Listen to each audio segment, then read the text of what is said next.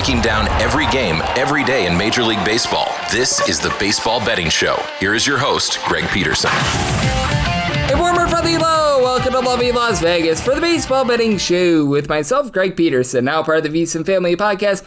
We've got an excellent podcast for you as we're going to be joined in segment number 2 by one of our good friends, Colby Marchio. He does great work over at Your Betting News. We're going to talk about what is a very, very murky playoff picture and why he has faith in. We're going to check none of these teams right now in terms of this playoff picture. We're going to talk about why some of these teams are knocked out of the playoff picture, might have a lot of value for this upcoming week, and how he's going to be looking to bet the postseason as well. So good fun to be had here in segment number 2 with Mr. Colby in the final segment. Going to get you guys picks and analysis on every game on the betting board for this Baseball Thursday as we touch them all. If you do have a question, comment, segment idea, what have you for this podcast, you have one or two ways we will fire those in. First one is my Twitter/X timeline at gunit_81. Keep in mind, Larry CM, name does not matter, so as per usual, please do send these into the timeline. And the other way is find an Apple Podcast review. If you rate this podcast 5 stars, it is very much appreciated. From there, you're able to fire in whatever you'd like to hear on this podcast via that 5-star review. Well, I did not get in any Twitter/X questions today. Everything is powered by EdgeBoost. EdgeBoost is making sure that bettors are able to have access to their funds whenever and wherever they want with EdgeBoost. 100% of gambling transactions do get approved, and when you go to EdgeBoost.bet, put in that promo code of Greg, G-R-E-G. That'll get you a $1 for $1 match on your first deposit up to $25. Now let's take a look back at everything that we saw in baseball on Wednesday. Try to find some trends and try to get to know these teams a little bit better. Games from yesterday is Greg buzzing about. Here is the rowdy recap. A pretty underwhelming day of baseball on Wednesday, but that said, the Mets played a nice over because they got mollywopped 10-3. The Chicago Cubs get the job done here as Jonah Tong, well, he got lifted with the tongs after 2 innings, giving up 5 runs, all of which were earned. Richard Dickey Lovelady from there gives up 2 runs, 1 of which was earned, including a home run. Clay Holmes out of the bullpen, a scoreless inning. Ryan Helsley, 2 scoreless innings. Yay, verily, there, too little, too late from him. And Sean Manaea gives up 2 runs over the course of his inning of work, giving up a home run along the way. Going deep for the Cubs, Michael Busch, 31st home run of the campaign, and Mr. Matt Shaw is 13th, where Matthew Boyd, solid start. He had given up 4+ runs in 5 out of his last 6 starts. Gives up 2 runs over the course of 5 1/3 innings. Did allow a home run. Aaron Savali gives up a solo home run in his 3 innings of working. Daniel Palencia, pair of outside the bullpen squirrels. You did have Francisco Alvarez get his 11th home run season and Juan Soto his 43rd, but way too little for the Mets in this one. For the Walker Texas Rangers, they are now eliminated from the playoffs, but they have a chance to finish above 500. 4-2, they take down the Minnesota Twins. Taj Bradley, I mean, he's been looking more like Milton because he's been playing games with us, but he was actually very good in this one. 9 strikeouts, gives up a solo home run over the course of 6 innings of work. Josh Smith gets his 10th home run in the campaign, and then he had 3 runs allowed in 2/3 of an inning from Travis Adams that torpedoed this game. From there, you had a scoreless inning from Cody Loyerson, and an out of the bullpen squirrels from Genesis Cabrera. Really, the main form of offense here for Minnesota was Byron Buxton, 32nd home run in the campaign. That comes off of Mr. Jacob deGrom, who he gives up that solo home run in 5 innings of work. Robert Garcia, 2 scoreless innings. Sean Armstrong gives up a run in an inning, and Phil Batone was able to give you a scoreless inning as well for the Boston Red Sox. They take it to the Blue Jays by kind of 7-1, and for the Blue Jays, they are your top over team in all baseball. This was another over, so 86 overs, 66 unders, and 6 pushes, and for the Blue Jays, they threw Jose Barrios in long relief, even though the game was 4-0 when he came in. Max Scherzer got lit up, 10 hits, 4 runs allowed in 5 innings, including home run. Brandon Little, he gave you a scoreless inning, and so did Tommy Nansen. Barrios, in his first appearance out of the bullpen with the Blue Jays, 3 runs allowed in 2 innings, including giving up a home run to one Mr. Carlos Narvaez, 15th home run season. Masataka Yoshida also went deep off of Max Scherzer for his 3rd home run in the campaign, and Garrett Crochet was amazing. 8 scoreless innings, 3 hits allowed. Peyton Tolley from there gives up a solo home run in his inning work. Isaiah Canero-Falefa was not at any power whatsoever. 2nd home run in the campaign, and that's all that the Blue Jays got in this one, but for the New York Yankees, they're looking more and more solid out there in that AL East race. 8-1, they're able to take down the Chicago White Sox. Max Fried was on it in this one. It was supposed to be a hangover game for the Yankees, but a good way to cure a hangover in baseball is when you go up against a team that's approaching 100 losses, and the White Sox got their 100th loss with an opener on the mound. Frazier Allard, pair of outs out of the bullpen scoreless for the White Sox, I guess as the starter in this case, but had 3 walks along the way. Jonathan Cannon then as the bulk guy, 5 runs allowed in 4 1/3 innings, including a home run allowed. Tyler Alexander, 2 scoreless innings, and Cam Bouger gives up a pair of bombs. 3 runs in total over the course of his inning of work for the Yankees. Going deep, Aaron Judge, jury, and executioner for his 50th and 51st home runs of the campaign. Trent Grisham is 34th, and Max Fried, 1 run allowed in 7 innings. Devin Williams, Paul Blackburn walked the plank for a scoreless inning. apiece, and for the Seattle Mariners, they're your second best over team in all of baseball. 85 overs, 67 unders, and 5 pushes, and the big dumper dumped a pair of bombs, 9-2 the final, as for Tanner Gordon, 7 runs, 5 of which were earned in 3 1/3 innings, giving up 3 home runs. On El Shavili gives up a pair of solo home runs in his 2 innings of work. Antonio Senzatella has actually not been too terrible out of the bullpen, 2 2/3 innings scoreless, and you did have a home run from Blaine Crim for the Rockies, 5th of the campaign off of Luis Castillo, who is still solid. 7 1/3 innings, gives up that solo run, 1 run in total, 10 punch-outs. Along the way, Luke Jackson gives up a run in an inning. Caleb Ferguson, pair of outs out of the bullpen scoreless, and for the Mariners, it was home run derby. For Mr. Raleigh, gets a home run off of both Gordon and Shavili, 59th and 60th of the campaign. Ore Polanco, his 25th home run season. Julio Rodriguez, his 32nd, and Eugenio Suarez, he gets his 48th home run of the season. A nice win for the LA Angels, 3-2. They're able to take down the Kansas City Royals. For the Royals, Stephen Kolek, a relatively okay start, 3 runs allowed in 6 innings, did allow a home run along the way. Taylor Ward, 36th home run in the campaign. Jonathan Boland from there, 2 scoreless innings, and Randall Grichuk, 9th home run in the campaign. That comes off of Yusei Kikuchi. Well, I say had a pretty good start. 1 run allowed over the course of 5 innings. That's a home run. Jose Fermin, Luis Garcia, and Kenley Jansen all on the scoreless inning. Jay Seth gives up a run in an inning, but the Angels find a way to persevere. The Washington Nationals find a way to persevere as well, and if you, like me, had the over. 6 home runs in this game, 3 on each side, and you still got an under. 4-3 the finalists. For the Nationals, Josh Bell, 21st home run of the season, and James Wood at Goodwood, 29th and 30th home runs of the campaign. You got 1 off of Bryce Elder. He gave up 3 runs in 7 innings, 2 home runs, and then Tyler Kinley gives up a solo home run in his inning work. Pierce Johnson at scoreless inning, and for the Braves, 3 solo home runs. Eli White, 10th home run season. Blake Baldwin is 19th, and Marcell Ozuna is 21st. You had Andrew Alvarez not give a lot of length with 4 1/3 innings scoreless. Mitchell Parker, pair of outs out the bullpen scoreless, and then Jackson Rutledge, Jose Ferrer, and Julian Fernandez all give up a solo run in their inning of work, and you were able to get a scoreless inning out of Clayton Beater to be able to get that one to the window. For the Brewers, they get their 96th win of the season. They take down the Slam Diego Padres by a count of 3-1. Chad Patrick not long for this game, 3 innings, and he got 6 punch-outs, no runs allowed. Eric Fetty Waff from there does give up a solo run in 2 2/3 innings of work. Jackson Merrill, 16th home run season, but the bullpen does their part, as Aaron Ashby out of the bullpen scoreless. Nick Mears, Jared Koenig, Ebner Uribe led his scoreless inning, and Danny Jansen, the pride of Appleton West, 13th home run season. That comes off of Jeremiah Estrada, who's been having his issues out of the bullpen recently for the Padres. Gives up that home run in his inning work. Dylan Cease not a bad start, 8 punch-outs, 1 run allowed in 5 innings. You had David Morgan, Kyle Hart, both led his scoreless inning, and Adrian Barajón, he gives up a run in his inning work. As for the Brewers, they win this game despite the fact that they started out the game 0 of 8 with men in scoring position in the first 5 innings. For the Tampa Bay Rays, they take it to the Baltimore Orioles, this by a count of 6-2, and the Orioles have been a really good under team this year. 63 overs, 89 unders, and 6 pushes. That's the best under rate out there in the American League. And for the Rays, the Wizard of Oz, Shane Baz, lifted after 49 pitches and 4 no-hit innings. Interesting to say the least. Edwin Uceta, Garrett Clevenger, Griffin Jackson, scoreless inning, and I know that some people said that there was collusion on Shane Baz so that way he wouldn't cash his props. That's just the Tampa Bay Rays and their analytics going too far. There's no funny business here. It's just the Tampa Bay Rays being the Tampa Bay Rays. So there's that aspect of things. Brian Baker, he gives up 2 runs in his inning. Work Pete Fairbanks, a scoreless inning, and the Rays get 6 runs despite going 1 of 12 with men scoring position, as Jake Magnum goes deep off of Joey Castillo, his 3rd home run in the campaign, and Tyler Wells, well, he got hit Wells by Brandon Lau, 31st home run in the campaign. For Wells, he goes 4 innings, giving up 3 runs, all of which were earned. Castillo, he gives up the other home run, 2 runs, 1 of which was earned, given up in 1 2/3 innings. Dietrich Enns, a pair of innings out of him. He gives up an unearned run as and a pair of errors out there in the field. And Yunier Cano, don't you know, he was able to give you 4 outs out of the bullpen scoreless. For the Detroit Tigers, they no longer have even a tie in the AL Central. The Guardians, sole possession of first place, 5-1. They take down Detroit. As for the Tigers, Captain Jack Flaherty was captain of the loss train, giving up 3 runs over the course of 4 1/3 innings, including a home run to a man who had 0 home runs coming into this week, George Valera. His 2nd home run of the week, his 2nd home run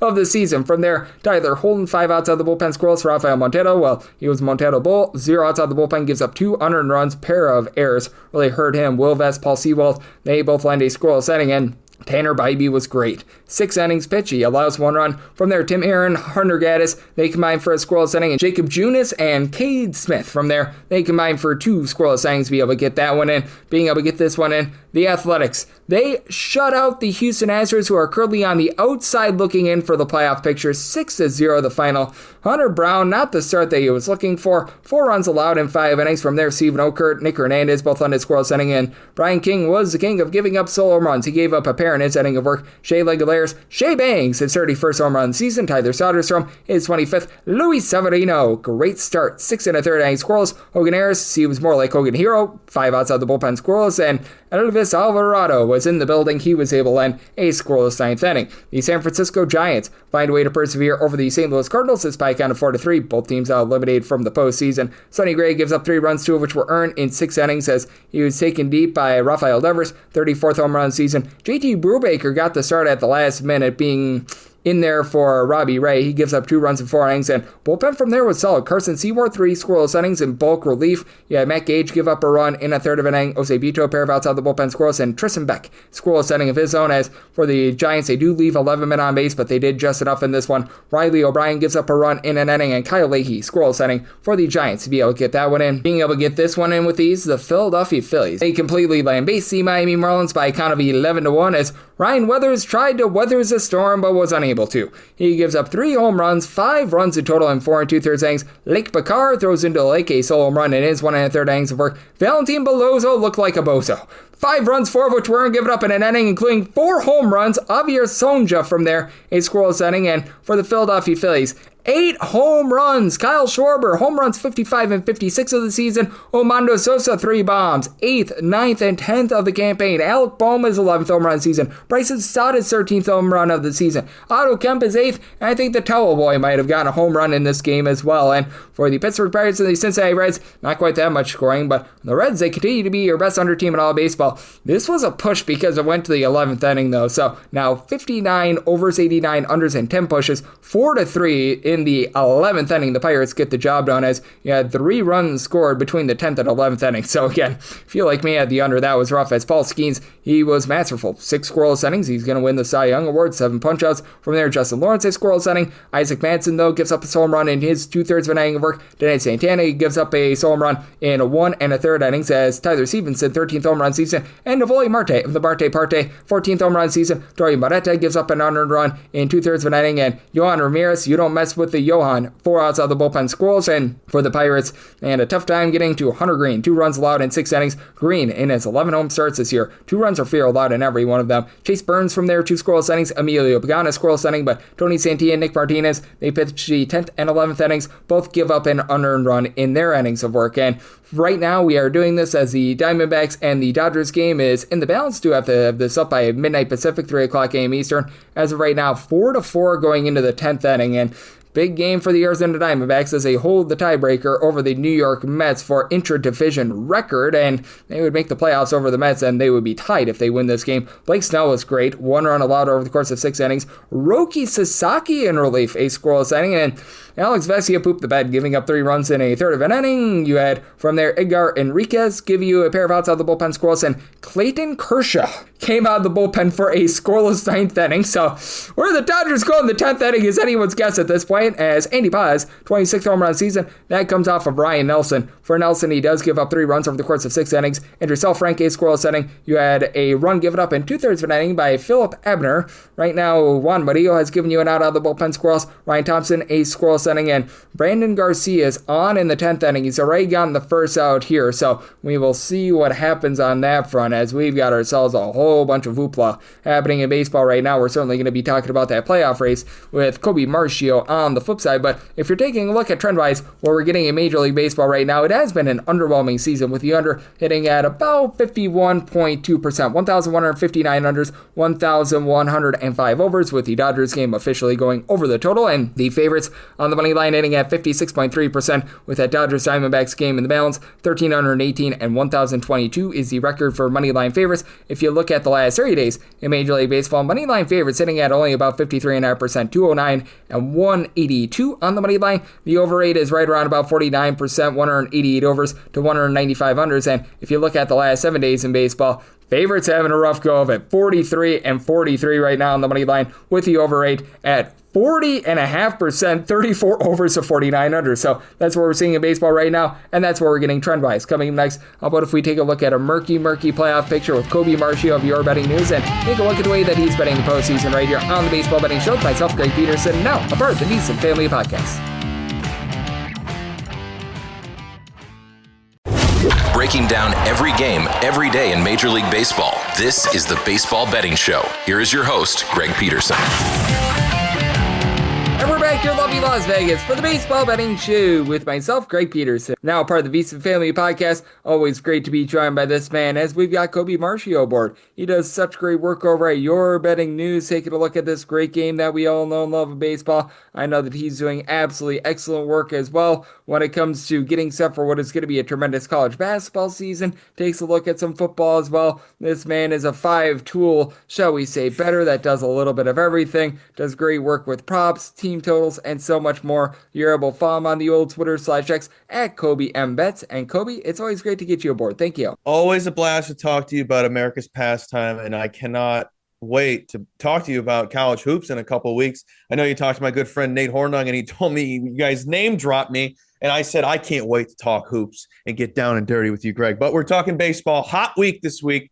I'm pumped. Oh, it certainly is a hot week, as there is still a lot to be decided in terms of these playoff races going into Thursday and beyond. We're doing this as most of the finals have yet to be decided on Wednesday, so things are going to be very much still changing up a little bit there. But just how do you take a look at this playoff picture right now? Because I've been saying it for months. It's just so hard to take a look at the picture right now because everyone is so equally matched. It's going to very much be determined by the draw, and we don't know what the draw is going to be in terms of anything. I keep getting asked, who's going to win it? What's the matchup? Who do you like? I don't like anybody, Greg. I don't like anybody, and I kind of love it. I don't know if it's me. I want to have confidence when I want to make a decision on something as big as the World Series or just even getting to the World Series.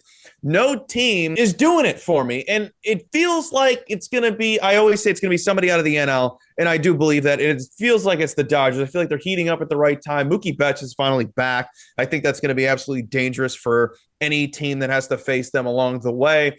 But the AL, I mean, look at it. We alluded to it already, but we don't know who's coming out of there. We don't even know if the Tigers are making the postseason. And the Guardians are one of the hottest teams in baseball right now, except for the Mariners, which I can't stand, which is probably going to be the Mariners at the end of the day coming out of the AL, which I've just been out on this entire season. But I can look myself in the mirror and know that I'm wrong. I kind of want to be wrong because the city of Seattle needs this more than anything. They deserve it as well. But I don't know. Is it the Yankees again? As a Yankees fan, I want to say no. And I don't believe in it. I'm currently holding a sub 5-1 ticket on them to win the AL East, so I'll be sweating that out all week. I had a sub 5-1 ticket for the Guardians to make the postseason, so that I thought was dead weeks ago, and it's not, and I am enjoying their run right now because they can't be stopped, and it's beautiful because they're not the sexiest team, and that's why baseball is so marvelous and it's so beautiful at this time of the season because it's anybody's season once you get to October. If you're hot, you can't be stopped. Yep, it certainly is a lot of fun to be taking a look at because everything has been so random this year in baseball that it's not even funny. And are there characteristics as to a team that you might be liking going into the postseason? Because you just mentioned it, the hottest team right now in all baseball is the Guardians, but I don't know if I can trust in that offense whatsoever. The New York Yankees certainly have firepower, but I love to fade those teams towards this time of year because the home runs that you were able to get in like June and July, you're not going to be able to get in October. And it just feels like there's a lot of teams with characteristics that I don't really love going into this time of year. No, I could certainly nitpick probably every single team that is probably going to make the postseason. The Yanks is my favorite team. Like I said, that bullpen is atrocious. You and I could go out there and probably have a better ERA and give up less runs. You can't bring anybody out of the pen. It's just a crapshoot of arms that they went out and got, and they just didn't pan out. And the Mariners, I don't think the rotation is as sexy as it is, and they can't play well on the road. The Guardians, just overall, I don't think they're that sexy. But I mean, like I said before, when you're hot, you're hot. The Tigers, you take out Tarek Skubal. What do you have? And then is the lineup going well? I'm trying to think of those. The Blue Jays. I don't know what to think of the Blue Jays. I mean, I don't think their pitching rotation is that hot either, but their offense somehow always has guys come through. I'm trying to nitpick everybody on the spot. Who else is there, Greg? Who else is there? Red Sox? Oh, the Red Sox, I think, are dangerous. But again, outside of Crochet, not the sexiest lineup, but Giolito has stepped up. Giolito looks really good. The Astros, I don't like what's going on with Valdez. Ever since that thing, I was kind of like, oh, is it? Will they even make the playoffs at this point? Exactly, that too. Do we even need to be talking about them, Greg? Probably not. The Dodgers, again, I think they're probably the team to beat this year again. The Padres prove it to me. Who else do we have? Literally everybody. The Brewers, I don't know. I don't know what to think. Who's their star? That's really what I think of the Brewers. Is it 2018, Greg? I don't consider Yelich a star. It's just such a unique season, and I'm hoping for the most chaos possible. And I certainly think that we might be able to get that, as Colby Marchio does such great work over at Your Betting News, has joined me on the Baseball Betting Show, because with the New York Mets, who knows what we're going to be able to get out of them as well. Oh, God, I hope they lose. I hope they don't even make it. A big, giant win for them on Tuesday, but I mean, that thing has been a train wreck too. Golden opportunity for the Cincinnati Reds. They lose that game on Tuesday. We'll see how they do against Paul Skeens on Wednesday, but that's one that's out there for the taking, with the Arizona Diamondbacks somehow, some way not being knocked out of this as well. They are, without a doubt, the most awesome baseball team that nobody's talking about, and I forgot to mention them, so thank you for saying that. They sold at the deadline, and they're pushing for a playoff berth. That is with a terrible awesome. Bullpen, too. Terrible bullpen. They're getting great starts by Brandon Pfaadt. Who would have saw that coming? Not I. Also, when you lose a guy, Suarez, who's really just third base Cal Raleigh and doesn't really do much outside of homer, it's probably better for the team because he's an easy out.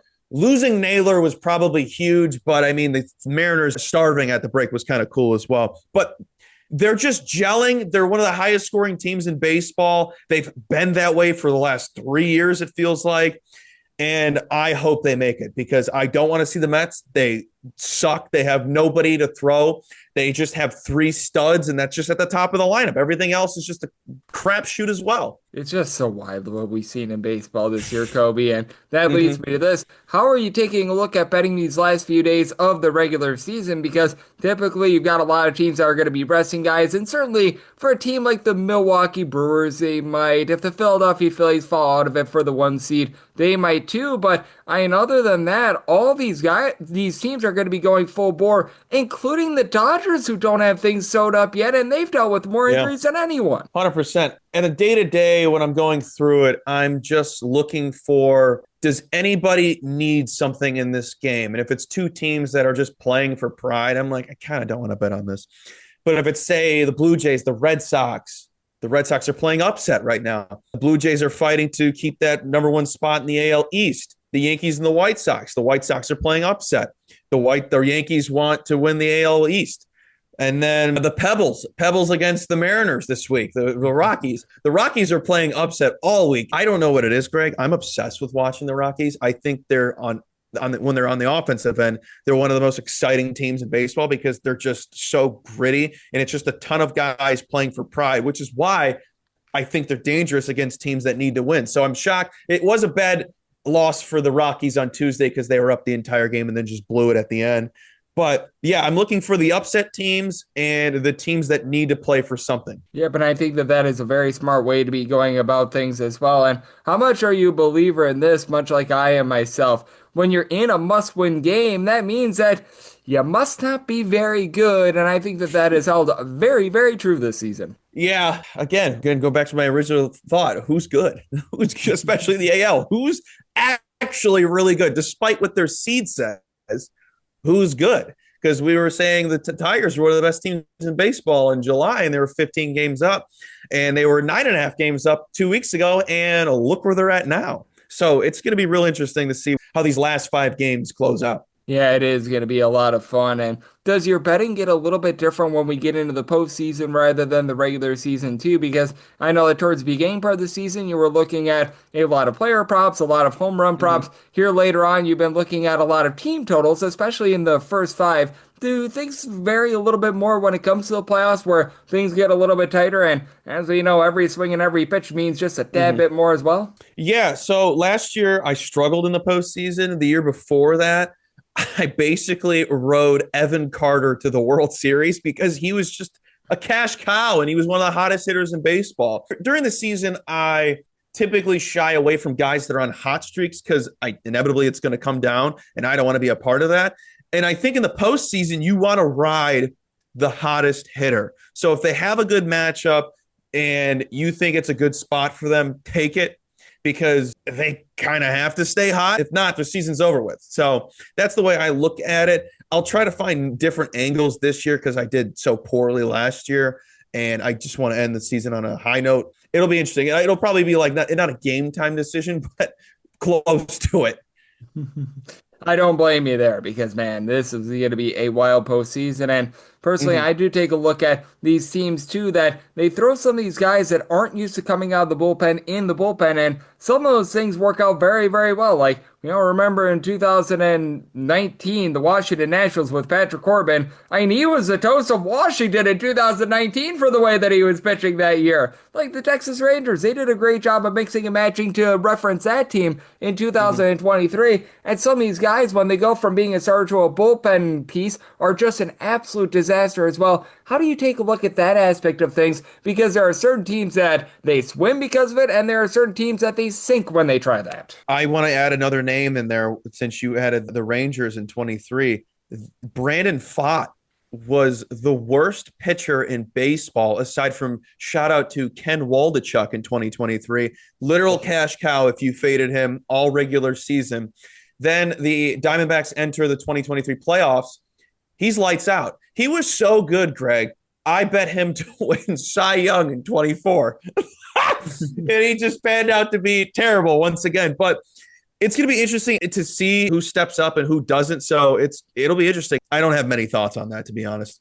Now, you did forget one guy that was just, so fadeable. This actually goes back a little bit to 2022 as well. You remember that run that Yohan Adon was on where every single starter he was just getting absolutely shelled and he posted up like a 70 ERA? That was one of the greatest fades in the history of baseball, and I miss that because he hasn't made a single start this year. I miss when Corbin Day was a breeze. Oh. And since then, it's not. Homer Bailey in that 1 year, too. Holy crud. Oh, my God. The funny thing about mentioning Ken Waldachuk, I think I have his rookie card stashed somewhere.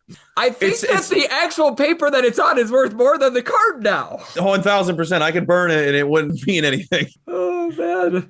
I used to collect baseball cards back in the day myself, and man, I think that if you burnt it, you'd get more money out of the heat that it would create rather than the card itself. So 100%, you could gain something else from it that isn't currency. Hey, but speaking of which, are there a few teams that might be here in the final few days of the regular season be able to play spoiler? Because we just referenced it. The Astros have been going down the toilet bowl. They were playing against the Athletics on Wednesday, and they've got a game coming up on Thursday with our guy Framber Valdez on the mound. Have to figure that the Athletics are going to be a pretty nice size underdog there. Are there a few teams that are just playing for pride these last few days that might be worth a bet? Like, I even referenced the Orioles going up against the Yankees. That's a team I don't think is going to roll over and die in that series. No, I don't think the Athletics are going to roll over and die either. I think any team that is out of the playoff picture and is playing a team fighting for something, I mean, it'd be a playoff spot or a divisional crown, I think is absolutely dangerous. As I hold these future tickets, I'm still sweating,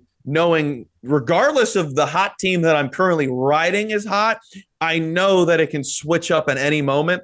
And these teams want to find some way to find fun in their final games of the season, or if they want to make a name for themselves. So I would highly look towards finding some sort of angle on these quote unquote bad teams that have fight. I mean, the Athletics aren't a pushover offense. Pitching wise, yes. But offensive wise, they're still a good team and they should still put up a good fight, in my opinion.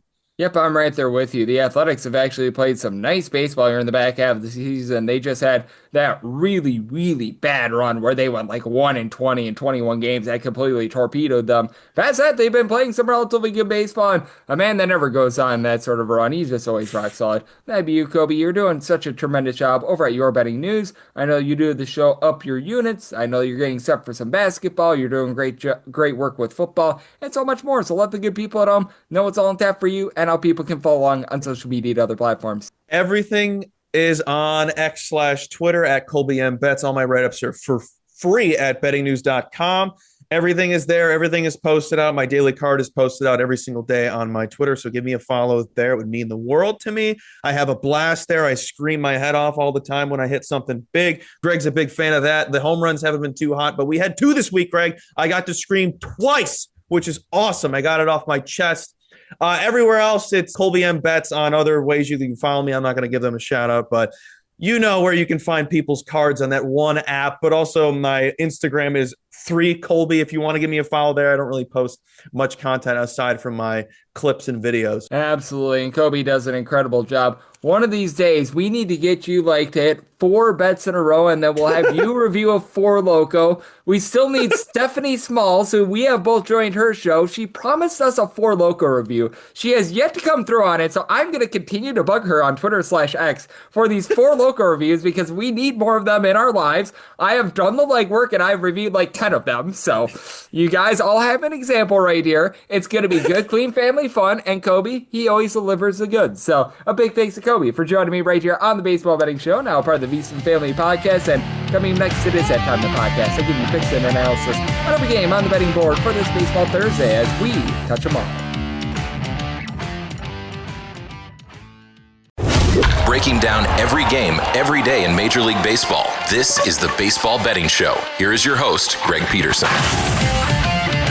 And we're back here in lovely Las Vegas for the Baseball Betting Show with myself, Greg Peterson, now part of the VSiN Family Podcast. Always great to be joined by Colby Marchio. He does such great work over at Your Betting News. He does such an amazing job taking a look at this great game that we all know and love of baseball. And every single time he joins me, he lends such great insights. So big thanks to Colby for joining me in the last segment. Now it is that time of the podcast. I give you picks and analysis on every game on the betting board for this Baseball Thursday as we touch them all. If a game is listed on the betting board, Greg has a side and a total on it, so it is time to touch them all. Do note that as per usual, any changes that are made to these plays will be listed up on my Twitter/X feed at gunit_81, and we are going to be going in Las Vegas rotation order. This is where we go with the National League games first, then the American League games, any interleague games. Those are going to be at the bottom. That'll keep things all nice, neat, clean, and easy. So how about if we do start with this first game of 901-902 on the card? It is the Pittsburgh Pirates. They walk the plank to Cincinnati, and yes, we're on to Cincinnati to face off against the Reds as Nick Lodolo is on the bump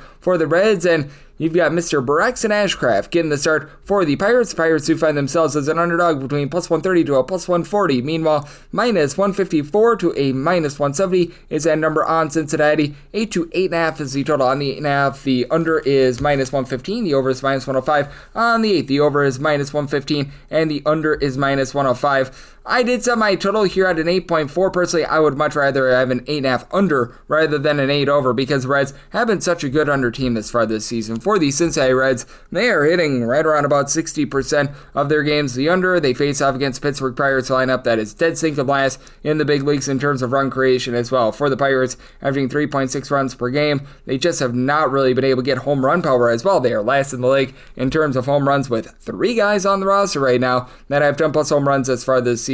That'd be Oneil Cruz, Andrew McCutcheon, and Brian Reynolds. You've had a little bit of power out of someone like a Tommy Pham, who's been able to give you 9 home runs, but really past that, it's been lackluster, and so many of these guys aren't even hitting for average. I mentioned Oneil Cruz. He, along with Henry Davis, Alexander Canario, Jared Trollo, you go down the list of guys, they're in below 225. Now, Trollo, by the end of the day, might actually be up to a 230, so shout out to him for being able to pick it up, but Cam Devaney, you just go down the list of guys not hitting for average on this team, and it's absolutely wild. And on the flip side for the Cincinnati Reds, Sure, they don't have a ton of firepower with their lineup, but they have a lot of guys who are just doing a good job moving the line, getting on base, entering in the day on Wednesday. Navoli Marte, Gavin Lux, Ellie De La Cruz, lying between about a 265 to 270 with TJ Friedel hitting darn near a 260, and he's been able to give you an on-base percentage above a 345. Not to say a ton of home run power. Ellie De La Cruz, Spencer Steer, 20 to 21 home runs apiece, but good consistency up and down the boulevard. Matt McLean doesn't hit for a lot of average, but hits for power. And for Nick Lodolo, he's actually experienced a career low with regards to strikeouts, but he's also experienced a career low with regards to ERA, and that's because he's only giving up 1.7 walks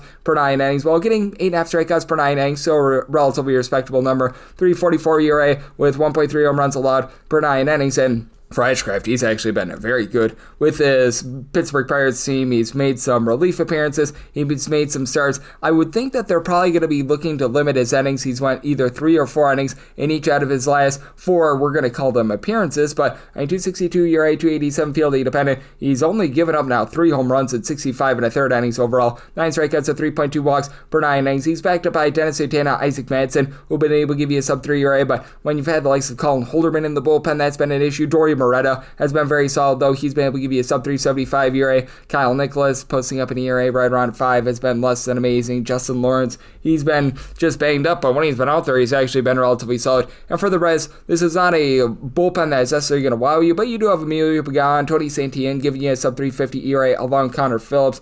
Chase Burns is out in the bullpen, but Graham Ashcraft, Scott Barlow, got quite a few guys that are posting up above a 4 ERA, but just don't think that the Pirates give you a lot of offense here. I did set my run line price at a plus 115. Right now I'm seeing that at a plus 135, so sign me up for that Reds run line, and do sign me up for the 8.5 under. 903 and 904 on the card. The LA Dodgers are on the road against the Arizona Diamondbacks as Zach Gallen looks to fill it up for the Saints, and Mr. Yoshinobu Yamamoto is on the bump for the Dodgers. The Dodgers are a pretty sizable favorite here, between minus 152 to a minus 160. Between plus 130 to a plus 138 is that number on Arizona, and then thrown on this game, it is an 8.5. The over is between minus 110 to even money, minus 120 to minus 110 is that number on the under. And with this one, I did set the Arizona Diamondbacks at a money line price of a plus 147. If you're looking to lay run F with the LA Dodgers, right now that's about a plus 110 to a plus 115. At a plus 112 or higher, I will be looking at the Dodgers on the run line. Now, Zach Gallen has been much better recently. He was having a disastrous start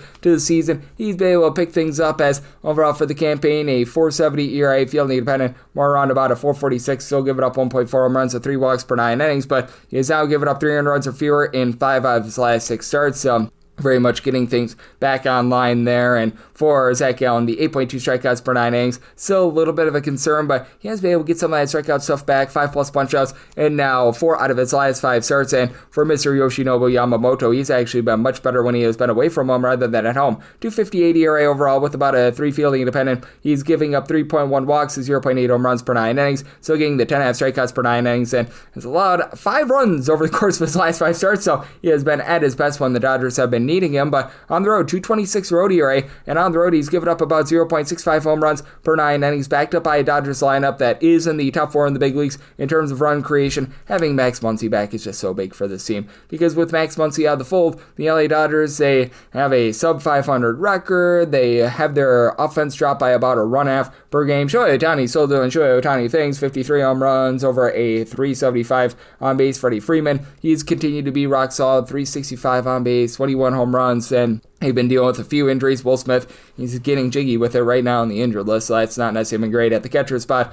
Michael Conforto's obviously had his issues, and would like to see Teoscar Hernandez move the line a little bit more. The power with Teoscar Hernandez has been good, 25 home runs, but just at 285 on base, that's been a little bit of an issue. But ever since the All-Star break, Mookie Betts was actually having a really bad season prior to the All-Star break. Post-All-Star break, 9 bombs and 225 at-bats and a 345 on base, so he's gotten things back online as well. And for the years in the Diamondbacks, this continues to be a top 8 offense in terms of run creation. They still have so many pieces at the trade deadline, but they still do have the Marte Parte in Ketel Marte, who's supplying 26 home runs, 375 on base. Post All-Star break, not as many home runs, but still has been able to move line. Corbin Carroll, he was a little bit cheeky coming out the injured list a few months ago, but now he's up to 30 plus home runs, hitting overall for the season a 260, post All-Star break 363 on base. And Geraldo Perdomo, since the All-Star break, a 425 on base with 9 home runs at about 225 at-bats. So these guys guys are stepping up big time for the team. Now, the issue that you've got with the Arizona Diamondbacks, this bullpen still continues to be very much less than savory, as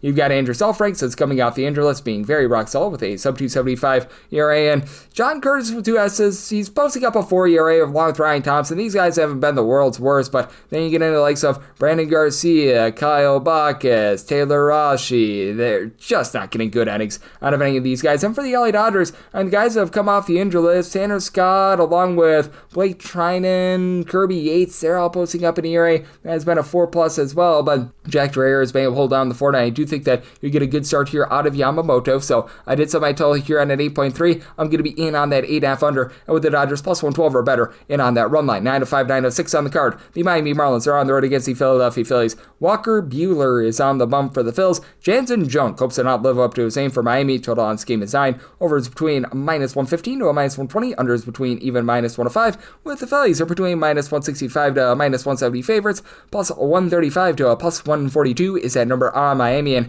I set the Phillies money line at a -179. I was willing to take a plus 110 or better on that run line right now. Find that plus 125 to a plus 130. I'm going to be in there.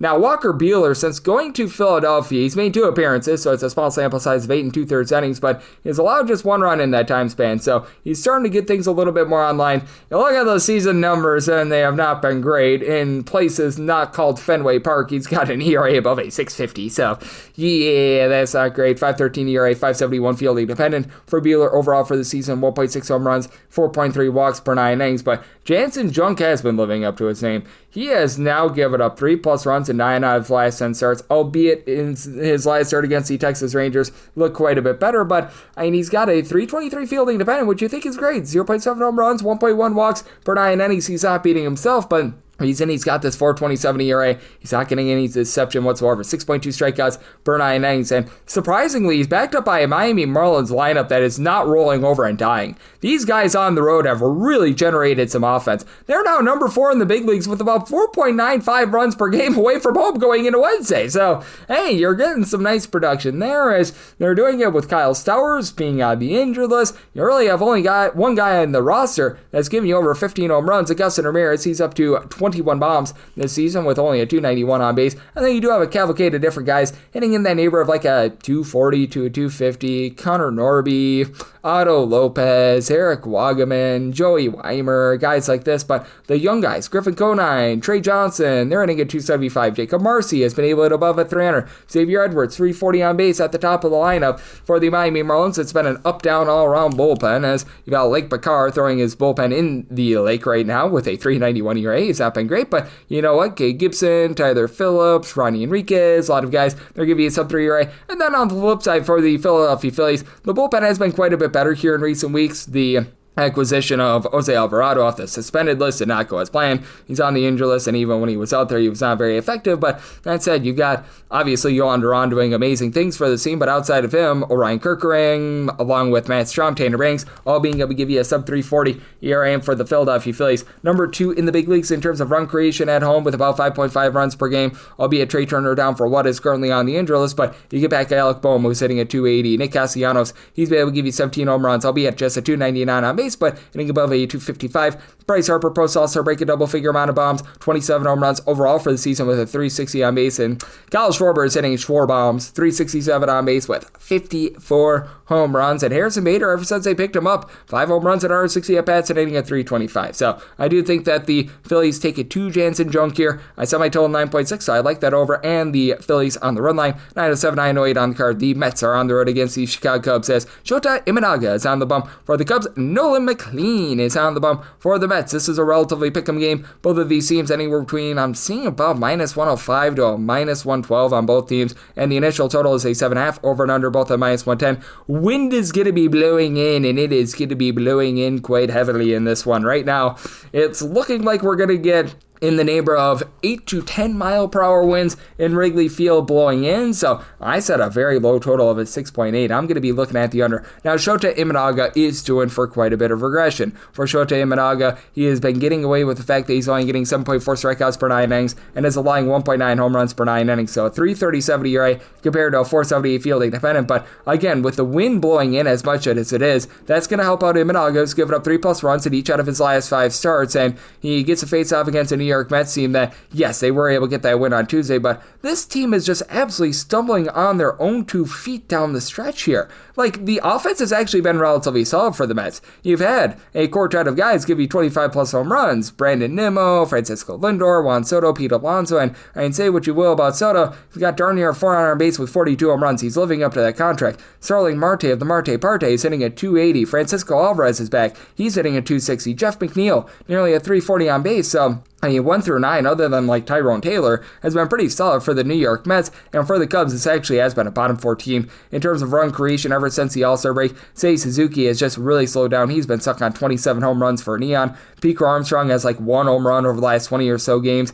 But post All-Star break, Matt Bush has been able to supply 9 home runs in a relatively limited amount of at-bats, so that's been a good sign for the team. You continue to have Nico Horner hit above a 300 ever since the All-Star break as well, and for the Mets, this has been a bullpen that has been going straight down the toilet bowl ever since the trade deadline, as Ryan Helsley is not panned out. He's got well over a 6 ERA ever since the team picked him up. Gregory Soto has been a mess. Now, Edwin Diaz has been rock solid. I like what I'm seeing out of Brooks Raley. He's been able to give you a sub-225 ERA as well, and I will say you've been able to get some up-down all-around solid innings out of Chris Savinsky whenever they've thrown him out there as well, but I mean, the big appeal here is the fact that Noah McLean has given up 1 home run in 42 2/3 innings. He's made 7 starts. He has given up 2 earned runs or fewer in every one of them. He has been very rock solid for the team. So I think that this is going to be a very low-scoring slog in this one with the Cubs. I do trust in their bullpen a little bit more because even with Daniel Palencia on the injury list, you've had so many of these guys just continue to be able to give you a sub-3 ERA.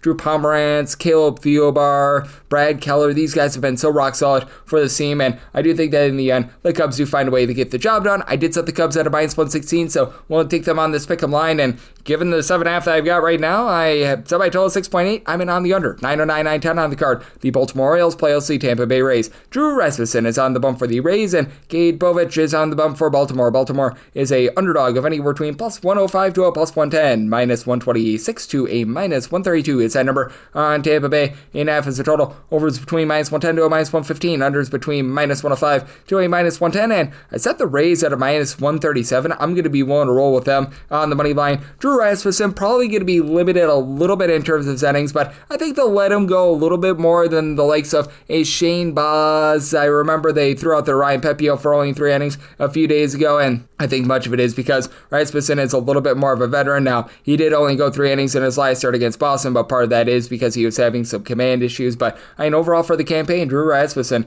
has been very rock solid. 2.80 ERA with a 3.86 fielding, dependent because he's not a strikeout artist. 7.6 strikeouts per 9 innings, but 1.1 home runs, 2.1 walks per 9 innings. He's been very solid when he has been on the road as well. For Drew Rasmussen, he continues to just do a great job of being able to induce soft contact when he has been away from home. When Rasmussen has been away from home, 2.95 ERA. He's giving up only about 0.95 home runs per 9 innings. And on the other side, Gade Bovich has been a disaster when he has been in Baltimore thus far this season. A 5.06 ERA overall, doing for some positivity, 4.26 fielding dependent. He is getting the 9.6 strikeouts per 9 innings, but 1.4 home runs, 3.5 walks per 9 innings. That is quite concerning. And for a good friend of Mr. Povich, when he has been in Charm City, 5.66 ERA, and at home he's given up darn near 2 home runs per 9 innings. And though the Tampa Bay Rays are trying to have their starting pitchers be all healthy and good to go for the upcoming 2026 campaign, they're still throwing out there their regulars in terms of the lineup. Junior Caminero, along with Brandon Lau, have been able to get Loud 44 home runs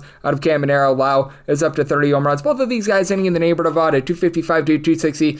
Both of these guys aren't drawing a lot of walks with a sub-310 on base percentage, but both the guys are supplying a lot of power. And then Chandler Simpson, 43 stolen bases, hitting near 300. Jake Magadoma, 295 with 26 stolen bags. Yandy Diaz, he has been one of the hottest hitters in all of baseball since the beginning of the month of June. He's up to 25 bombs, hitting over 300 right now. Catcher spot, along with the shortstop spot, has just been a mess for the Rays. But overall, they've been a top 10 team in terms of bullpen ERA since the beginning of the month of July. Have some nice mix and match guys like Cole Sulzer, along with Eric Orze, Pete Fairbanks, that will give you a sub-325 ERA. And then on the other end for the Baltimore Orioles, it's been a very rough bullpen as you just don't have a lot of guys who are able to come in there and hold down the fort. Yarmiel Hidalgo, Yenier Cano, Corbin Martin, these guys give you above a 4 ERA. Grant Wolfram has been an issue. Keegan Aiken has really been one of the lone guys coming through. And for the Orioles, they're bottom 3 in the American League in terms of run creation away from home with fewer than 4 runs per game. More like 4.5 runs per game at home, so they've been much better with their offense there. Now they are dealing with some injuries as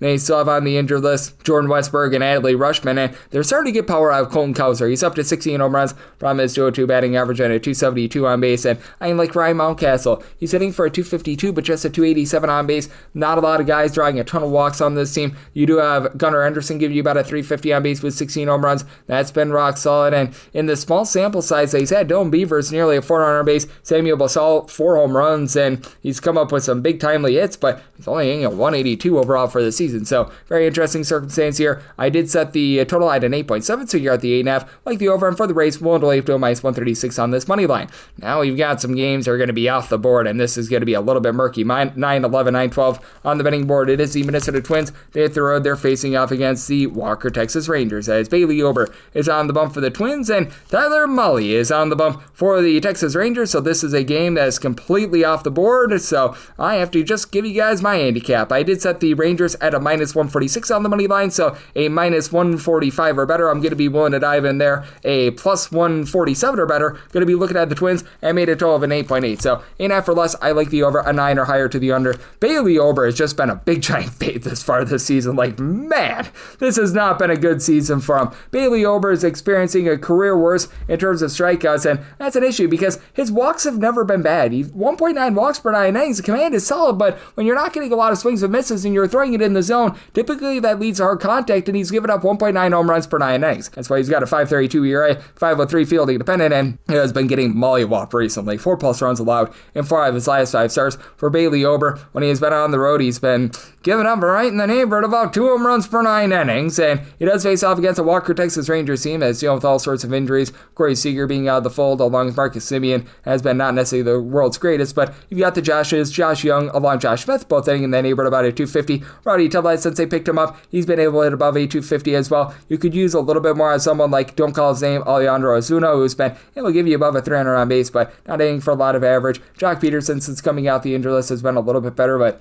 he's hitting like a $125 before he went on the injury list, so couldn't get much worse there. Jake Berger has been hitting above a 300 since they pulled him off the injury list as well, but now Wyatt Langford, he is on the injury list. His season is done, so you don't have a lot of pop, though. I will say, you did have like 3 home runs in the span of 5 games for Michael Hellman. He's been able to give them something out there in the outfield, and for the Twins, you do have guys that are able to go deep for you. They did have to put Matt Wallner on the injury list, but Byron Buxton, about a 330 on base, 31 home runs. Cody Clemens, Trevor Larnach, double-figure amount of bombs apiece for Larnach, hitting a 250, 17 home runs. He's been able to get on base, but Cody Clemens, less than a 295 on base, 220 batting average, but he does have 19 home runs this season. Royce Lewis, a lost season for him. He's been hitting about a 237 for the season. He's starting to heat up a little bit. If you take a look at the last 30 days, his last like 1 or so at bats, he's been able to hit about a 255, but still, it's been way too little, way too late out of him. And then you have some of these mix and match guys, which some of them have been solid. Like Lucas Shield has been able to hit for about a 300 for this team. He's been rock solid, but James Outman, Edouard Julien, guys like this, hitting below a 225. Mickey Gasper, that's not necessarily been amazing. And for the Minnesota Twins, they just don't have a great bullpen. They have Justin Topa now on the injury list. That's an issue. And Lucas Shield, it looks like, might not be playing in this game either. So one of their few bright spots in terms of getting on base. That's not great. Genesis Cabrera, Michael Tonkin, Thomas Hatch, Cody Funderburg, Cole Sands. You've got a lot of guys posting up above a 375 ERA in this bullpen. And for Tyler Mully, he has gotten away with a lot of junk thus far this season to have the ERA that he does. And he was spending so much time on the injury list. This is just his second start, really, since the early summer months. As a matter of fact, his second start since June 6th. And he's been able to post up a 220 ERA, but 329 fielding dependent. He's been able to keep the ball in the yard, 0.4 home runs per 9 innings, 4 home runs allowed in 81 and 2/3 innings, but only about 6.8 strikeouts per 9 innings, so he's not getting a lot of swing miss, but he has been backed up by a bullpen that has been very rock solid for this team, as you've been able to have Robert Garcia, Sean Armstrong, Chris Martin all be able to give you a sub 325 ERA. Phil Matone hasn't been quite the same with this team as he was with the St. Louis Cardinals, but still in a Texas Rangers uniform, a sub 345 ERA, so I do think that the Rangers bullpen going to be able to hold down the fort well willing to lay up to minus 145 with the Rangers, plus 147 or higher, the Twins, and then 8.5 or less, like the over 9 or higher, the under. 9:13, 9:14 on the card. It is Houston Astros. They at third, they're facing off against the Athletics. JT Ginn and Juice is going to be on the bump for the Athletics, and right now it's old to be determined on the bump for Houston, so this game is off the board.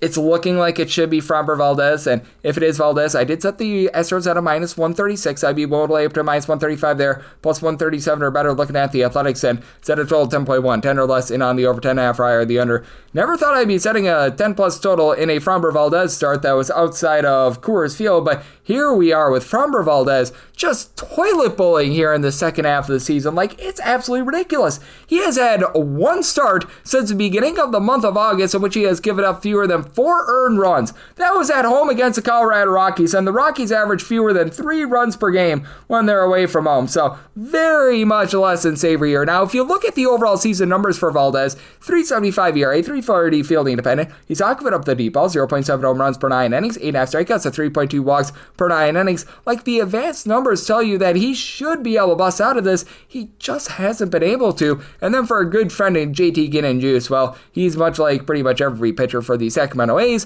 When he has been at home, he has not been the same pitcher as he has been away from home for the negative, because at home, he's posting up a 5.98 ERA. At home, he's given up nearly 2.5 home runs per 9 innings, and for Ginn on the road, 1 home run allowed per 9 innings, a 3.14 ERA. So that's been a little bit of an issue. And what else is going to be an issue for the Athletics in this game is, even if it's an even up start between Ginn and Framber Valdez, and both guys give up runs for the Houston Astros, even though they're banged up with Josh Hader and Bennett Sosa being on the injury list, you got the Bryants, Brian King, Brian Abreu, a nice long guy in AJ Blueball, and also someone like a Steven Okert give you a sub 3.50 ERA in that bullpen, and you just don't have that right now with the Athletics. The Athletics have Michael Kelly along with Sean Newcomb, who will be able to give you a sub 3.25 ERA. Elvis Alvarado has been the world's worst, right around about a 3.50 with that bullpen ERA. But that said, the likes of Tyler Ferguson, Osvaldo Bido, Scott Mago, you go down the list of guys who are posting up over a 4.50 ERA in this bullpen, and it's very, very rampant.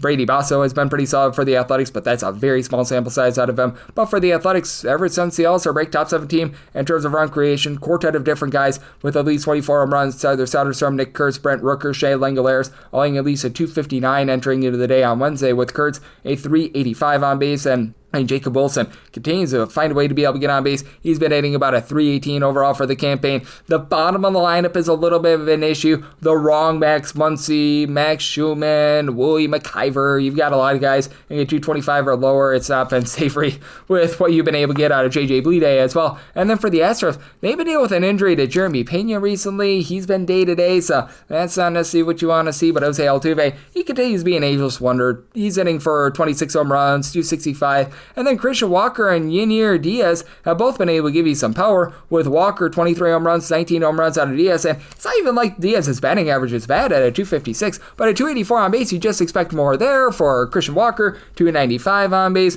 Cam Smith has seen a big giant dip in his numbers ever since the All-Star break, but they do get back Isaac Paredes, who's been able to give you over a 350 on base. So very interesting circumstance here with the Astros willing to lay up to a minus 135 on that money line, plus 137 or better looking at the Athletics, and then 10 or less looking at the over 10.5 or higher, the under. And if you don't get Framber Valdez, by the way, probably about a pick'em game here with the Astros maybe being a slight favorite, would be sticking with that 10 or less to the over 10.5 or higher to the under. 9:15, 9:16 on the card. Here's another off the board game. The Tigers are on the road against the Guardians. Right now, the CBS Sports projection is Kadir Montero going for the Tigers, and Parker Musick is on the bump for the Guardians, so this game is completely off the board. And if you do get Montero, he might have an opener with them. I would think that this is like sort of a pseudo bullpen game for the Tigers, so it's not going to vary too much if you do not get Montero as the starter, so I will say that before I go any further. But I set the Guardians at a minus 146 on the money line. I'm willing to lay up to minus 145 there, plus 147 or better looking at the Tigers, and then it's at a total of an 8.2. In 8 or less, I'm going to be in on the over, an 8.5 or higher, the under. Musick was a really good college baseball pitcher over at Florida State, and he has translated that to the big leagues right away. How about him coming out there in his first 6 starts? Recognize that he has been not necessarily getting as many strikeouts as he did at the minor league level, but still getting about 8 strikeouts per 9 innings. In his 6 starts, 34 and 2/3 innings, only 5 walks allowed, only 1 home run allowed. He has been very, very good. 300 runs or fewer allowed in every one of these starts as well. At home, in his first few home starts, he has been absolutely incredible there as well. So, I mean, this guy is checking all the boxes, and if you do get in some form or capacity, Kadir Montero, he's overall got a 4.48 ERA, which isn't awful, but The 520 Field Independent says that he's doing for some negativity. He's been giving up 1.7 home runs per 9 innings. Not much of a swing and miss guy, 6.8 strikeouts per 9 innings. And he's backed up by a bullpen that just really hasn't knocked your socks off. They've actually been able to find a few nice guys here recently. Brendan Hennefy, Bailey Horn, Bryant Herter. These guys have all been able to give you a sub 3.25 ERA. Kyle Finnegan, ever since he came on over from Washington, has been pretty rock solid as well. But Tommy Kahnle has been a disaster. He's posting up over a 4 ERA. Tyler Holton has not been exactly what he has been in past years. Will Vest is starting to see his ERA creep up a little bit as well. What the Tigers have going for them is that they do have the better offense in this game. Typically, you're able to have at the very minimum 7 starters, sometimes 8 starters, who are able to hit for at least a 250 for the team. And so many of these guys have like between 11 and 14 home runs this season. Dylan Lingler is hitting a 276, so he's above that. You've got Wencio Perez, Gleyber Torres, guys like this that have been very rock solid. And then with Riley Green, 34 home runs, he's hitting about a 260. Spencer Torkelson, he's starting to get on base a little bit more, 335 on base, 31 plus home runs out of him. I mean, this has been a top 8 offense in terms of run creation, and the Guardians at home, they're in the bottom 3 in terms of runs per game, as you don't have a lot outside of Jose Ramirez, who's been very good in terms of just igniting this offense. 30 home runs, about a 360 on base. Steven Kwan hits for a 275, and Kyle Manzardo doesn't necessarily hit for the world's greatest average, but he is up to 25 plus home runs this far this season. But then just a poo-poo platter, different guys hitting a 225 or lower for the team. Gabriel Urias, Davis Schneemann, CJ Kayfus, Bo Naylor, the other catcher, and Austin Hedges. So you just go down the list, and it's rampant. But the reason why the Guardians are going on this run is because their bullpen has been so stinking good. Like, you had Kate Smith and Hunter Gaddis have their issues throughout the season, but both of these guys back below 330 ERA. Now, Nick Enright is dealing with a little bit of an injury. That hurts them, but Eric Sobrowski, along with someone like a Colby Allard as a long guy, these guys have come in. Jacob June has held down the fort with a sub 325 ERA, and I do think that they're going to be able to get to Montero and or the bullpen for the Tigers. So, for the Guardians, minus 145 or better, I'm looking at them, plus 147 or better, looking at the Tigers, and then it or less like the over 8.5 or the under. 917, 918 on the card. The Chicago White Sox are on the road facing off against the New York Yankees. Carlos Rodon is on the bump for the Yankees, and Davis Martin goes for the White Sox. The White Sox do find themselves between a plus 240 to plus 250 underdogs. Minus 310 to minus 320 is that number on the Yankees. 8.5 is the total. Over and under both at minus 110. And if you're looking to lay a run half with the Yankees, right around minus 135 to minus 140, and I'm going to be willing to do so. I'd be willing to go up to a minus 155. Davis Martin, if you look at the raw overall ERA, it's not been too bad this season for Mr. Davis Martin. He's posting up a 4.03 ERA, and he's actually given up 300 runs or fewer in each out of his last 8 starts, but carries a 472 fielding independent because he doesn't get a lot of swings and misses, 6 strikeouts per 9 innings, and 1.3 home runs and 3 walks per 9 innings. Not necessarily amazing there. Faces off against a guy in Carlos Rodon who has been really rocking and rolling. 2 runs or fewer allowed in 9 straight starts. 3.04 ERA overall for the season. He has given up in the neighborhood about 3.3 walks per 9 innings, but he's been really able to control the deep ball, unlike in past years with the New York Yankees as well. So that's something that you do love to see. Now, what you don't love to see is that the New York Yankees, since the beginning of the month of July, they're second worst in terms of bullpen ERA at a 5.45. You've had Yuri De Los Santos along with Luke Weaver come off the injury list, and both of these guys have just not been themselves. Devin Williams, he's posting up an ERA above a 5. Mark Leiter Jr. has been getting lightered up. You've got David Benhart, who's been able to give you sub 3 ERA, and he's been pretty much the only guy other than Tim Hill that's been relatively reliable in this bullpen. But for the Yankees on any given night, they can throw out their all 9 starters hitting for at least 19 home runs this season. Jazz Chisholm is getting jazzy, 30 plus home runs with a 340 on base. Ben Rice, 340 on base. Giancarlo Stanton, he's giving you 340 on base. He's been able to supply the team with a home run over about 11 at-bats. You've got Cody Bellinger hitting for about a 270. He's up to 29 home runs. And then you've got judge, jury, and executioner and Aaron Judge, 450 on base, 49 home runs. Right now, the Yankees number 1 in the big leagues in terms of home runs on a per at-bat basis. Number 1 in the big leagues in terms of run creation with over 5.2 runs per game. And for the White Sox, this team is right around 8th to 9th in the big leagues, depending upon how things go on Wednesday. In terms of run creation ever since the All-Star break, 4.8 runs per game. They could use a little bit more. Michael A. Taylor is hitting just a 200, but Edgar Quiero, Kyle Teal at the catcher spot, both hitting about a 275. Colson Montgomery has been able to give you 18 home runs, albeit not hitting for a ton of average. And then Andrew Benintendi, 20 plus home runs. He's been able to give you a bit of average. Oh, he's dealing with injury. He was out of the fold for the team on Wednesday. Lennon Sosa, though, 21 plus home runs. He's hitting about a 260. And now they're getting back a guy that I really liked him when he was on the Astros, and Corey Julks as well. That's a little bit of an upside guy. Now for the White Sox, they had to go with a poo-poo platter of different guys, with starting Frazier Allard offered a reliever in pretty much a bullpen game yesterday. Mike Vasil's been a solid long guy. 3+ innings is typically what you can expect out of him, but I think they can only use him once every few days. It leaves his bullpen very hampered, as you got the likes of a Brandon Iser, Jordan Leisure, Grant Taylor, a bunch of guys posting up above a 350 ERA. Why they let go of Dan Altavia, I have absolutely no idea, but I do think that you're going to get plenty of runs off of Davis Burton and company, so I told 9.2, I like the over, and the Yankees up to a -155 on the run line.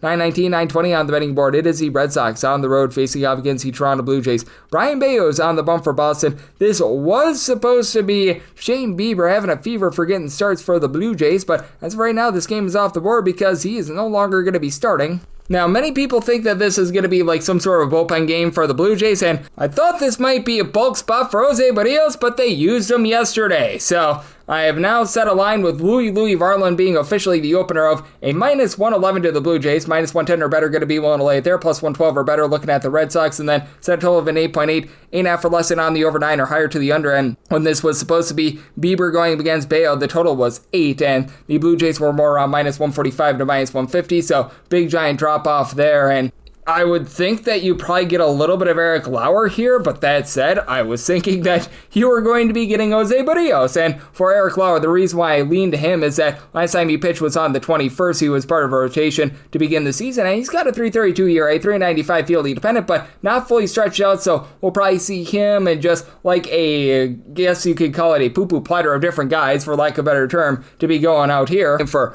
Brian Bayo, he has been the ultimate, shall we say, tamer when he has been out there at Fenway Park, as he does a good job of utilizing his sinker ball to not give up a lot of bombs. 0.9 home runs per 9 innings. Not a lot of deception out of him, as well as 6.7 strikeouts to 3.1 walks per 9 innings. And we are starting to see some regression with Bayo. 3+ runs allowed in each out of his last 4 starts. And for Bayo, on the road, he's posting up a 3.02 ERA, but he is giving up a lot more home runs than at home. At home, he's only giving up about 0.7 home runs per 9 innings. On the road, this goes up to about 1.2 to 1.3 home runs per 9 innings. But at the advantage of Bayo is the fact that he is backed up by a bullpen that has been just so rock solid and sterling.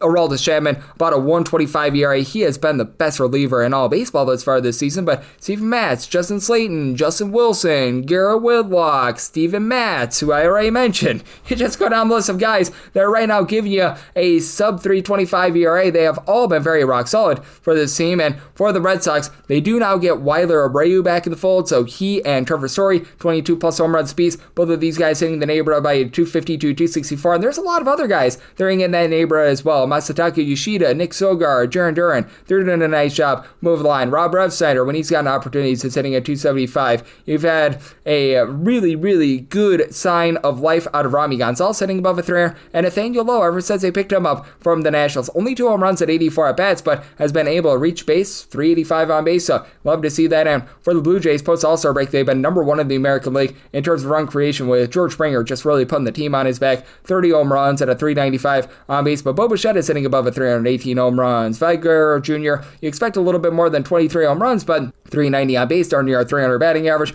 Don't call his name, Alejandro Kirk, along with Travis Heineman at the catcher spot, both hitting above a 280. Edison Barger has given you 20 home runs. Dylan Varsho, not hitting for any average, but 19 home runs and 230 at-bats. You'll take that. And for the Blue Jays, their big issue, post All-Star break, they've been in the bottom 10 in the big leagues in terms of bullpen ERA. You've seen a lot of guys like Brandon Little, Braden Fisher, throw in there Uriel Rodriguez, who all have a sub 350 ERA overall for the season. They've all been posting up ERAs of a 4+ really ever since the beginning of the month of July, so that's been a little bit of a problem for this team. Jeff Hoffman has been a problem for them all season long. Mason Flaherty has not been able to do his job. Though Seranthony Dominguez has actually been relatively decent in the bullpen recently, so interesting circumstance here. We'll only go up to a -110 with the Blue Jays, +111 or better looking at the Red Sox, and then 8.5 or less in on the over, 9 or higher, I'm in on the under. 921, 922 on the card. It is the Royals, and they hit the road. They're facing off against the LA Angels, as it is going to be Mr. Michael Lorenzen on the bump for the Royals, and Mitch Ferris goes for the Angels. Relative pick'em game between -108 to -110 on both sides. Totals between 9 to 9.5. On the 9.5, under is -120. The over is even. On the 9, the over is between -115 to a -125. Under is between -105 to a +105. did set my total at an 8.9. I'm in on the under. Royals have been in the bottom 6 in the big leagues in terms of run creation, albeit they've been a little bit better here ever since the All-Star break, as you got Vinny Pasquantino, Salvador Perez, who both been able to give you 30-plus home runs this season, though Perez still below a 295 in terms of that on base, so that's been a little bit of an issue. Now, you've had Mr. Bobby Witt Jr. do a little bit of everything for the team, 30-plus stolen bases. He's supplying a 350 on base, 23 home runs. He has been rock solid, but these guys at the bottom of the lineup, Michael Massey, Jack Caglione, John Rave, Randall Grichuk, these guys hitting at 230 or lower, they've really been the albatrosses for the team. I will say, in a very small sample size, you've had Tyler Tolbert be able to step up. He's been hitting above at 285. Miguel Garcia, he's been able to supply about a 350 on base. He's up to 16 home runs, very silently having a nice season for the team. And then for the LA Angels, this team is just so all or nothing. Bottom 4 in the big leagues in terms of on base percentage, but top 4 in terms of home runs on a per at-bat basis. Mike Trout was out of the lineup yesterday. You have to wonder if we're going to see him at all for the rest of the season, because it's a very long season and he has been very banged up. But Taylor Ward, 35 home runs, but he's hitting at 228. Joe Adell setting fire to the rain with 36 home runs. He's also setting fire to his on-base percentage of sub 300. And then you just have a lot of guys that they're trotting out there in the bottom of the lineup that are not hitting for this team. You've had likes of Christian Moore, Bryce Teduso, hopefully I said that correct, Sebastian Rivero, a lot of guys hitting at 215 or lower. Jorge Soler is on the injury list still. Yoel Makata has actually been able to move the line, get on base along Nolan Schunel, and Schunel, he's off the injury list. That should be able to help the team out a little bit, but this has also been an Angels bullpen that just continues to be incredibly awful this year. Brock and Robert, Kenley Jansen have been able to give you a sub 350 ERA, but then you've got likes of a Ryan Zephyrian, Sam Bacchus, Jose Fermin, all these guys posting up well above a 4 ERA. And for Mitch Ferris, he made his MLB debut against the Kansas City Royals and actually gave a really good start. Gave up 1 run over the course of 5 innings, but last 2 starts has just gotten absolutely lambasted, albeit one of those came at Coors Field, but still, 12 runs, 11 of which have been earned in the course of his last 8 1/3 innings. He never really pitched at the AAA level. They kept him at AA Rocket City, mainly because the PCL is a juice ball league, and that's the AAA sort of league that you go to if you're in the LA Angels farm system. He's been able to get 19 strikeouts in 19 1/3 innings. The 4 walks per 9 innings is a little bit of a concern. 6.52 ERA, fielding independent more around about a 4.75, and for Michael Lorenzen, he's one of the most mid pitchers that you're going to find in all of baseball, to utilize one of the terms of the kids, as he gets about 7.8 strikeouts per 9 innings to go with his 4.70 ERA, 4.60 fielding independent, 1.5 home runs, 2.6 walks allowed per 9 innings, but is backed up by a bullpen that does rank in the top 8 in the big leagues in terms of ERA. Now, they are dealing with the injury to Lucas Erceg. That does hurt them quite a bit, but still have Carlos Estevez along with Daniel Lynch, who will be able to give you a sub 3.25 ERA. Steven Cruz is off the injury list. He and Taylor Clark both give you an ERA right around about a 3.30 to a 3.45, and with this Kansas City Royals team, I do think that they're going to get a good enough start from Lorenzen to be able to get the job done here, and I do think that Ferris is going to see some positivity as well. Semi-total at 8.9, like the under, and the Royals up to a minus 130 on the money line, and we'll wrap things up with 923, 924 on the card. The Rockies are on the road against the Seattle Mariners. Bradley Blaylock goes for Colorado, and right now it's a little to be determined on the bump for the Mariners, so this game is off the board. And when I was checking the FanGraphs projections, they were showing Emerson Hancock getting the start here. That, to me, is pretty much telling me that Hancock is going to throw a few innings, and then it's going to be a lot of the bullpen, because Hancock has been coming out of the bullpen, and if that's the case, set the Mariners at a minus 294 on the money line. I'm willing to go up to about a minus 147 on that run line, plus 295 or better looking at the Rockies, and then set a total of an 8.6, 8.5 or less, in on the over 9 or higher to the under. And for the Seattle Mariners, it's been a very rock-solid bullpen this season. Like, I know that Andres Munoz has blown a few saves thus far this season, but you look at Matt Brash, Gabe Spire, Edward Bizardo, all these guys give you a sub-3 ERA. It's been relatively impressive to see, and overall for the season, the Seattle Mariners are clocking in about 10th of the big leagues in terms of their bullpen ERA. I'm not going to go too deep on Emerson Hancock since he's a little bit unconfirmed at this point, but if you do indeed get some bulk innings out of Emerson Hancock, a 5.13 ERA, really struggled as a starter.